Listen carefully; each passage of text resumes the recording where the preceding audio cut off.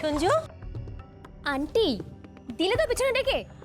আচ্ছা কি করবো বলতো, আমি কি দরজার সামনে দাঁড়িয়ে আছি? দাঁড়া। এই Sanju, good news, good news. তোর অপারেশনের ডেট ঠিক হয়ে গেছে। তোকে তোকে বলেছে তো? দেখলে, কিছু বললেই সঞ্জুদার মুখটা একেবারে বাংলার পাঁচের মতন করে রাখবে। এই সঞ্জু, মুখটা যতই বাংলার পাঁচের মতো করে রাখিস না কেন, 16 তারিখ, 16 তারিখ তোর অপারেশনের ডেট ফাইনাল।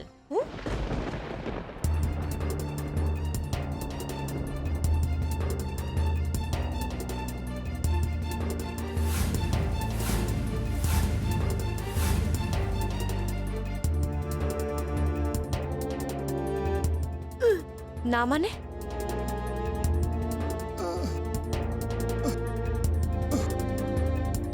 কি তুমি শুধু শুধু পয়সা নষ্ট করবে না?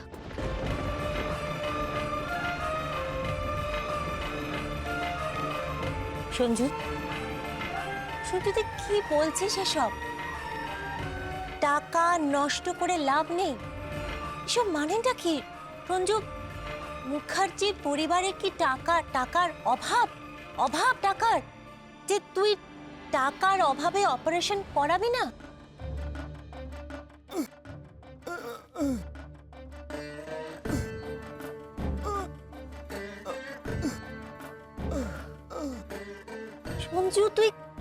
সঞ্জু কি বলছিস এসব? অকারণে টাকা নষ্ট করে কোনো লাভ নেই।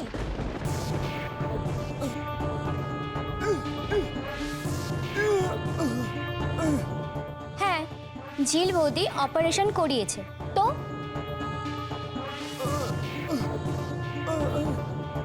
কত টাকা খরচা হয়েছে?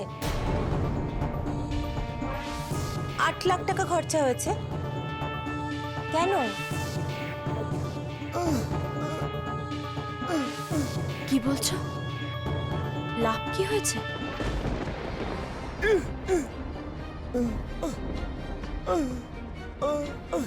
আমি তো শুনতেও পাই না, কথাও বলতে পারি না।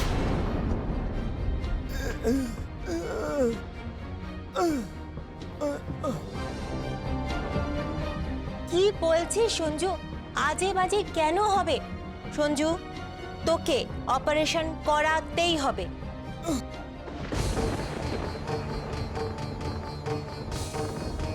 সঞ্জু, না বলবি না। আমার কথা শোন, আমার কথা শোন।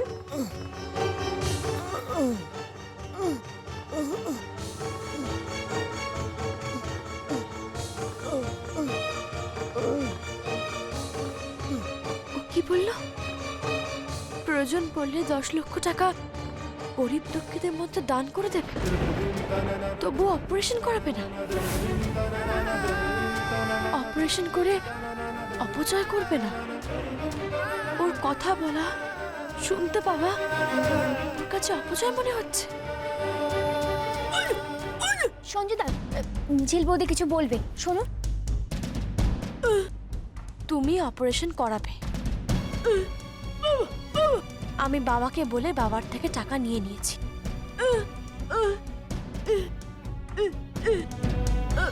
টাকা আমার অ্যাকাউন্টে আছে।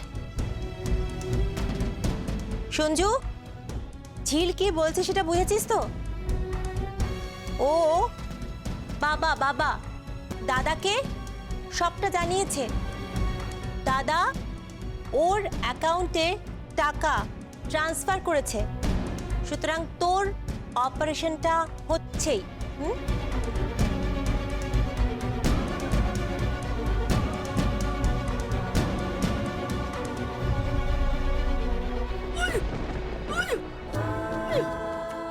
ঝিল বৌদি বলছি, তুমি চিন্তা করো না, আমরা সবাই মিলে সঞ্জুদাকে ঠিক রাজি করিয়ে নেবো, দেখবে ঠিক পটিয়ে ফেলবো। তোমার সঞ্জুদাকে পটাতে কি পারবে? বিয়ের 1 বছর হয়ে গেল, এতদিন ধরে ওকে দেখছি, কিন্তু আজ হঠাৎ নতুন লাগছে ওকে, অচেনা লাগছে। বড্ড জেদ ধরেছে।